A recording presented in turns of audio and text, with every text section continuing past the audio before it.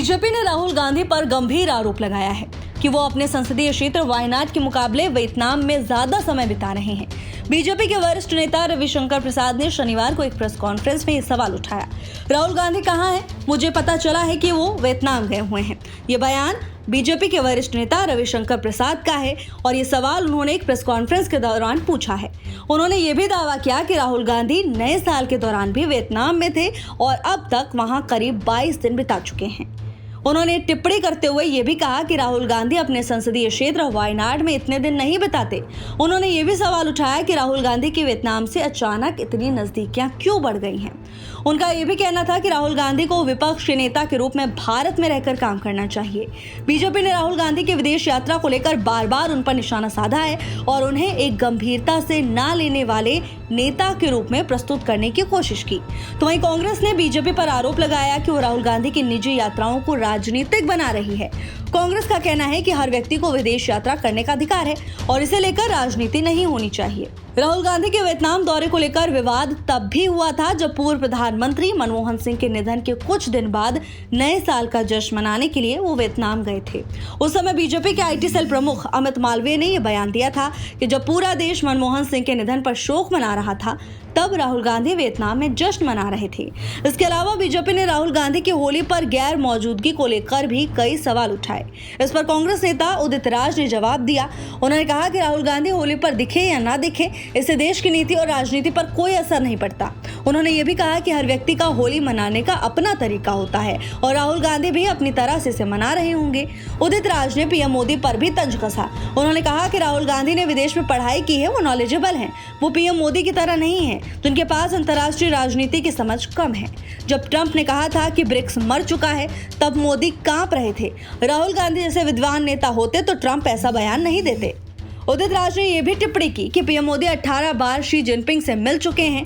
शायद ही किसी और नेता ने इतनी बार उनसे मुलाकात की हो, लेकिन राहुल गांधी के विदेश जाने पर ही सवाल उठाए जाते हैं। उन्होंने कहा कि प्रधानमंत्री नरेंद्र मोदी जितना विदेश में रहते हैं राहुल गांधी उतना नहीं रहते, लेकिन लोगों को केवल राहुल गांधी ही दिखाई देते हैं। दिल्ली का होली की शुभकामना एक हफ्ते चलती है, तो आप सबों को बहुत शुभकामनाएं। मित्रों, क्षमा चाहते हुए होली के इस माहौल में हमने आपको डिस्टर्ब किया है, क्योंकि विषय ही ऐसा है। जो विषय सिर्फ कर्नाटका का है, लेकिन इसके राष्ट्रीय इम्प्लीकेशंस हैं और कांग्रेस पार्टी और राहुल गांधी की सोच कैसी है ये इसका संकेत भी देती है। Karnataka government in the budget has publicly announced a 4% reservation for Muslims in government contracts. Karnataka सरकार ने अपने बजट में मुसलमानों के लिए 4% आरक्षण की घोषणा की है। अभी तक नौकरी तक समझते थे, अब सरकारी ठेकों में भी रिजर्वेशन हो रहा है और उसमें भी सीधा मुस्लिम्स के लिए 4%। कल देश ने शांति से होली मनाया। तमाम आशंकाओं के बावजूद, क्या उत्तर प्रदेश, क्या बिहार, क्या मध्य प्रदेश, क्या राजस्थान प्रेम और सौहार्द में होली मनी और हिंदू और मुसलमानों ने एक नए एका का परिचय भी दिया, सद्भाव का परिचय दिया। और ठीक वैसे समय कम्युनल पॉलिटिक्स और वोट बैंक पॉलिटिक्स को एक नया आयाम दिया जा रहा है। देखिए, ये चीजें देखने में छोटी लगती हैं। क्या हुआ? सिर्फ 4% रिजर्वेशन तो दिया है गवर्नमेंट कॉन्ट्रैक्ट में, लेकिन छोटी छोटी चीजें बड़ी बनती हैं। अब देख लीजिए, शाबानो हुआ, शाबानो के बाद 3 तलाक हुआ, बीच में राम जन्मभूमि में मंदिर निर्माण की बात हुई। ये सारी पार्टियां अपोज करती रही कोई बदलाव नहीं हुआ। देश में काफी बदलाव हो गया। भाजपा कहां से कहां पहुंच गई। थोड़ा बहुत जो लोकसभा के चुनाव में इन लोगों ने विस्परिंग कैंपेन किया था, झूठ, कि भाजपा आरक्षण की विरोधी है, तो उसका कुछ असर हुआ। जनता को मालूम हो गया कि ये झूठ है। तो देखिए क्या हरियाणा, क्या महाराष्ट्र और क्या दिल्ली, जनता ने जबरदस्त दबाव दिया, क्योंकि जनता नरेंद्र मोदी को कमजोर होते नहीं देखना चाहती, जो देश का विकास हो रहा है। बार बार हारने के बावजूद इनके हालत नहीं सुधरते। भाजपा की ओर से, हम भाजपा के राष्ट्रीय मंच की ओर से ये बहुत जिम्मेवारी के साथ कहना चाहते हैं, ये सब राहुल गांधी के इशारे पर हो रहा है। The BJP would like to emphasise categorically with some sense of responsibility that this reservation in Karnataka has been extended under full patronage and approval of Rahul Gandhi. Mr. Siddhar Maiya does not have the courage, not the political capital to announce on its own. ये हम बताना चाहते हैं। तो ये जो vote bank में competitive politics चल रही है, तो राहुल गांधी को लगता है मुझसे आगे बढ़े, लीड करे। वैसे राहुल गांधी जी कहां हैं? मैंने सुना है फिर वियतनाम गए। देवेंद्र बाबू, आपने दिखाया था कि वो जनवरी में भी वियतनाम गए थे ना, 10 मार्च को, जहां तक याद है। तो नया साल भी वियतनाम है, वियतनाम में होली भी वियतनाम में। मुझे भी बताया गया कि लगभग 22 दिन उन्होंने वियतनाम में समय दिया है। इतना समय तो अपनी कॉन्स्टिट्यूंसी में नहीं दिया रायबरेली में उन्होंने, हाँ? लेकिन राहुल गांधी को एकाएक वियतनाम से इतना प्यार हो क्यों गया है? अब तो विपक्ष के नेता है ना, उनकी उपलब्धता होनी चाहिए ना हिंदुस्तान में। हम वियतनाम देश का बहुत सम्मान करते हैं, लेकिन ये सवाल तो पूछना पड़ेगा कि राहुल जी को वियतनाम से क्यों प्यार हो गया है? वो विपक्ष के नेता है ना, गंभीर सवाल है। Rahul Gandhi needs to explain his extraordinary fondness for Vietnam. We all respect that country. The PM also went there. But the frequency of his visit to Vietnam is very curious, ये हम कहना चाहेंगे। ये बात मैंने जो बताई कर्नाटक के मामले में, छोटी छोटी बातें बड़ी बनती हैं।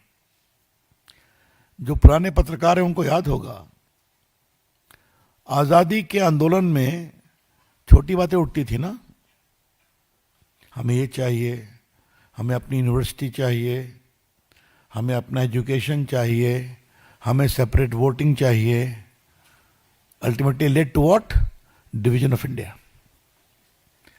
छोटी बातें इस तरह से बड़ी होती हैं। और जिस प्रकार से कांग्रेस पार्टी इस कॉम्पिटिटिव वोट बैंक पॉलिटिक्स में और मुस्लिम अपीसमेंट पॉलिटिक्स में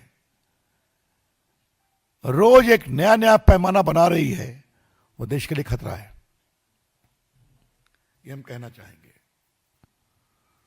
क्या आज बंगाल, क्या आज कर्नाटका, बंगाल में हिंदू मंदिरों पर हमले होते हैं, वहां रोज नई नई बातें होती हैं। यह अपीसमेंट पॉलिटिक्स कहां तक जाएगी, हम कहना उठाना चाहते हैं। कोई लिमिट होगा इसका? क्या आगे से मुसलमानों के लिए अलग लाइन लगेगी? ये टिकट लेना है रेलवे का, सिनेमा का, रिजर्वेशन का, तो उसमें भी रिजर्वेशन होगा क्या? मतलब मैं अभी संवैधानिक विषय पे आऊंगा। अभी मैं इसके बिल्कुल प्रैग्मेटिक पॉलिटिकल कंसिडरेशन पर अपनी टिप्पणी कर रहा हूं। और फिर कहूंगा, मैंने संसद में भी कहा है 2 बार इसको, इतनी बार हारे हैं, कहां से कहां पहुंच गए, फिर भी समझते नहीं हैं और सवाल अपने को संभालते भी नहीं है, न समझते हैं न संभालते हैं। ये पूरा वोट बैंक पॉलिटिक्स का कितना बड़ा ग्रिप है उनके ऊपर, ये हम कहना चाहते हैं। बीजेपी इसका विरोध करती है और करेगी। आपको याद होगा कि आंध्र प्रदेश में 4% रिजर्वेशन दिया गया था, आंध्र प्रदेश हाईकोर्ट ने उसको क्वॉश कर दिया। मैटर सुप्रीम कोर्ट में कॉन्स्टिट्यूशन बेंच में पेंडिंग है, क्योंकि religious based reservation is not permissible under the Indian constitution. ये जो संविधान की बात बार बार करते हैं, उसमें स्पष्ट लिखा हुआ है सोशल बैकवर्डनेस, एजुकेशनल बैकवर्डनेस।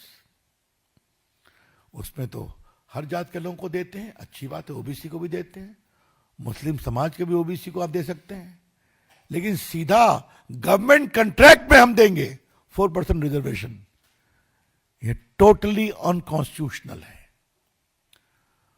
और आपको मालूम है कि सुप्रीम कोर्ट ने क्या इंदिरा शौने केस हो या बाकी केसेस में कई बार कहा है। अभी देखिए कलकत्ता हाई कोर्ट ने क्वॉश कर दिया था reservation on ground of religion, supreme court में आया, वो मैटर पेंडिंग है। सुप्रीम कोर्ट ने क्या कहा था कि 9 दिसंबर 2024 reservation must not be based on religion, says supreme court to West Bengal. बार बार कहते हैं, हाँ? क्योंकि भारत का संविधान अलाउ नहीं करता इसको। सोशल बैकवर्डनेस पर आप कर सकते हैं, लेकिन इस पर सुप्रीम कोर्ट के दर्जनों जजमेंट हैं, अभी मैं उस पर आपका समय नहीं लूंगा। लेकिन ये एक वेल सेटल्ड प्रिंसिपल है, कोई सोशली एजुकेशनली बैकवर्ड है, उसका बैकवर्डनेस आप डिसाइड करिए, सर्वे करिए, उसको डाल दीजिए। लेकिन सीधा एक कम्युनिटी, रिलीजियस कम्युनिटी के बेसिस पर हम रिजर्वेशन दें, ये परमिसिबल नहीं है। मनमोहन सिंह ने वही शुरू किया था, आपको याद होगा, Muslims are the first right over the national resources. और राहुल गांधी तो उनसे भी आगे कह गए कि कांग्रेस मुसलमानों की पार्टी है। अमेरिका में कहा था कि मुस्लिम लीग सेक्युलर पार्टी है। मित्रों, आज देश के सामने हम दूसरी बात कहना चाहते हैं, और बड़ी कृपा होगी अगर आप इसको अपने तरीके से बताएं और दिखाएं। इस देश में 2 धाराएं हैं। एक धारा है मौलाना आजाद की,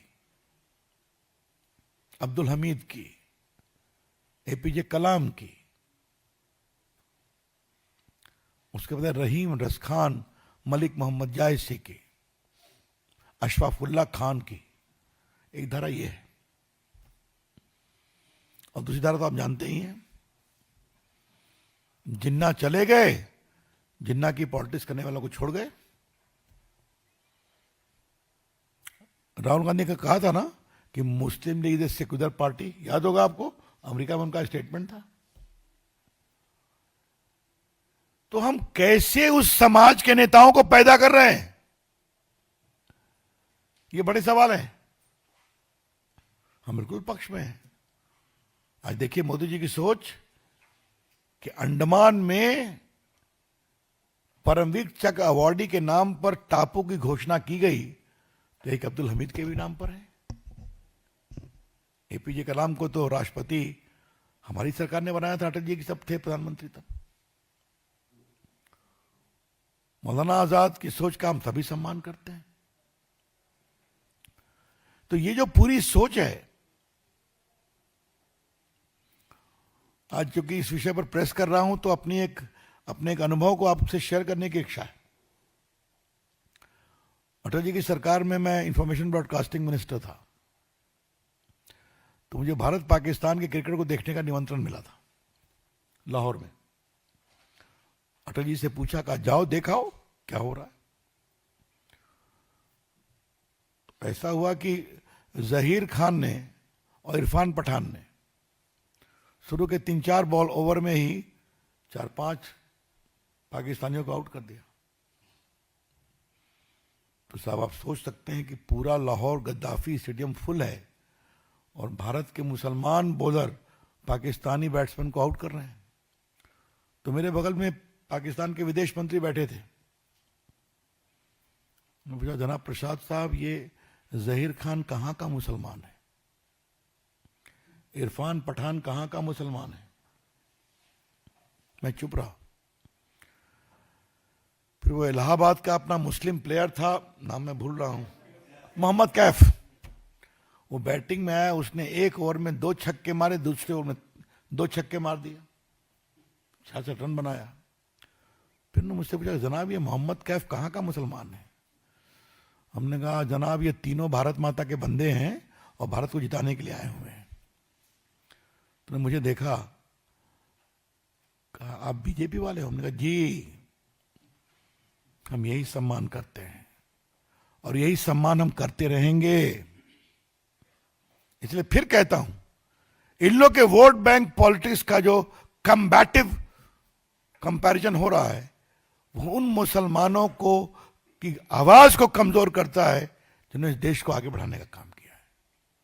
और हम चाहते हैं वो आवाज मजबूत बने। कभी ठेकेदारी में रिजर्वेशन दे दो, कभी और उनको फर्स्ट राइट है। और आज देश के बहुत सारे मुसलमान इस तरह की पॉलिटिक्स को लाइक नहीं करते हैं। आपने देखा होगा, राम मंदिर बनने के बाद आज वहां करोड़ों लोग जा रहे हैं, देख रहे हैं ना आप। हाँ? आज काशी में भी बुर्का पहन के हमारी बहनें होली मना रही हैं ना, ये बदलाव हो रहा है। तो मुझे लगा कि आज को मैं इस बात को कहूं, ये डॉक्टर बाबा साहब अंबेडकर की राइटिंग एंड स्पीचेस है, वॉल्यूम 17 पार्ट 3। इसके पेज 418 पर 27 अक्टूबर 1951 में दिए गए बाबा साहब के भाषण का जिक्र है। तो सब लोग बाबा साहब की फोटो लेके चलते हैं ना। आई रिपीट, बाबा साहब Ambedkar writings and speeches volume 17 part 3, पृष्ठ संख्या 418। Just see the leader of Congress party, Pandit Nehru. He has delivered 2,000 speeches during the last 20 years, but he has never spoken about the welfare of scheduled caste even once. From this you can judge what sympathy Congress party can have for our people when its leader is so adamant. Pandit Nehru is always for Muslims. I do not want that Muslims should be neglected, but I do want that Muslims should not enjoy at the expense of other communities. तो ये सच्चाई है ना। अगर आप खाली उनको reservation देंगे तो जो बाकी सोशली बैकवर्ड हैं उनका हिस्सा मारा जाएगा ना। तो बहुत सिंपल सी बात है, क्योंकि रिजर्वेशन की भी सीमा है ना। You can't have 100% reservation. तो ये असंवैधानिक है, ये राष्ट्र को कमजोर करता है, ये अपीजमेंट पॉलिटिक्स को और बढ़ाता है और देश की एकता को कमजोर करता है। इसीलिए ये जो कर्नाटका का निर्णय था, इसको रखना जरूरी था राष्ट्रीय परिप्रेक्ष्य में। हम इसकी बहुत भर्त्सना करते हैं, ये कोर्ट में चैलेंज होगा और मैं उम्मीद करूंगा कि राहुल गांधी समझेंगे, लेकिन नहीं समझेंगे। समझते तो वो है नहीं, तो शायद इनका देखा देखी बाकी कांग्रेस प्रदेशों में भी होने की कोशिश होगी, हम वहां भी विरोध करेंगे। धन्यवाद मित्रों।